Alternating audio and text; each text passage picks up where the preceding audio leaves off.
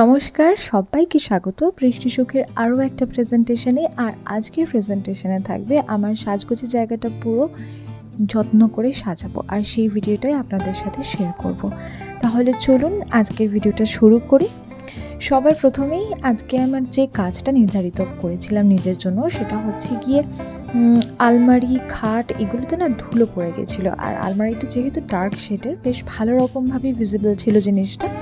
তো সেই জন্য আমি বিশেষ কিছু না, একটা ন্যাকড়া মতো জিনিস নিয়ে ভালো করে আলমারিটা পুছে দিচ্ছিলাম। ইভেন আলমারির ধারটাও গিয়ে দেখলাম, কোনার দিকটাতেও একটা মানে ধুলোর লেয়ার পড়ে গেছে। তো সেই জন্য ভালো করে পুছে নিয়ে ওপরে আমি উঠে গেলাম। ওপরে উঠলাম বলতে চেয়ার নিয়ে, অবভিয়াসলি চেয়ারের উপরে উঠে দাঁড়িয়ে যখন দেখছি, বাপরে বাপ কি বিভৎস অবস্থা হয়েছিল আলমারির মাথাটা। তো আলমারি তো সেরে ফেললাম।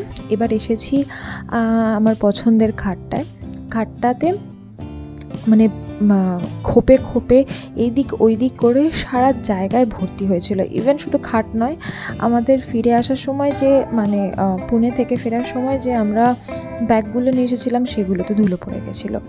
তো যাই হোক, সব কিছু মিলিয়ে মিশিয়ে সবার আগে আমি এই কাজটাই কমপ্লিট করে নিয়েছিলাম।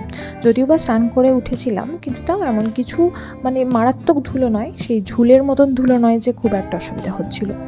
তো ওই পার্টটা মিটিয়ে নিয়ে এইবার আমি আমার সাজগোজের জায়গাটা কমপ্লিট করব। সাজানোটা মানে সাজাই বা না সাজাই, সাজানোটা আমি ঠিক পারি না, বাট গুছিয়ে রাখবো।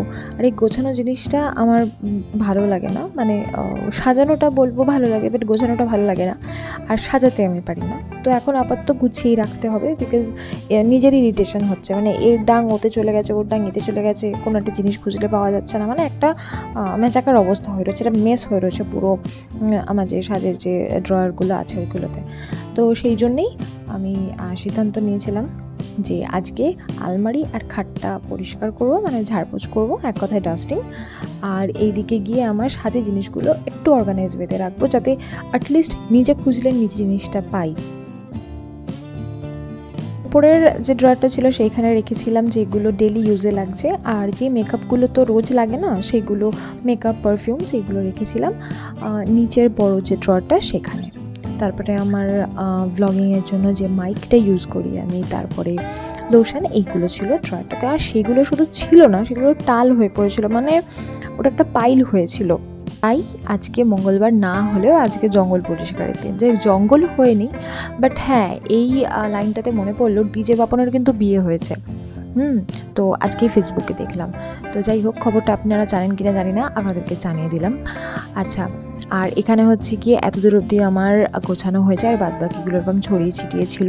আর তার মধ্যে এই হচ্ছে গিয়ে আমার বিয়েতে যে সাজগুলো ছিল, মানে বিশেষত টায়রা টিকলিটাতে আমি খুব কনফিউজড ছিলাম, সেজন্য খুব পছন্দ করেও আমি জিনিসটা নিয়েছিলাম। আর এই টিকলিটা আমি দুবার চেঞ্জ করেছিলাম।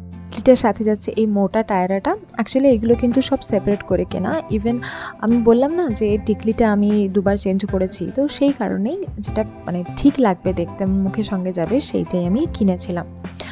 আসলে আমার ইচ্ছে ছিল এমন টায়রা টিকলি কেনার যেটা পুরোটা মাথা ভরে থাকবে, মানে বিশেষত টায়রাটা, বাট ওটা মনে হয় না খুব একটা ভাল লাগতো, তাই এই মোটা চওড়া টায়রাটা নিয়েছিলাম। আর এটা হচ্ছে আমার আরেকটা পছন্দের জিনিস। অলটুগেদার আপনারা বিয়ের লুকটা দেখেছিলেন, তাও একবার ফটোটা এখানে।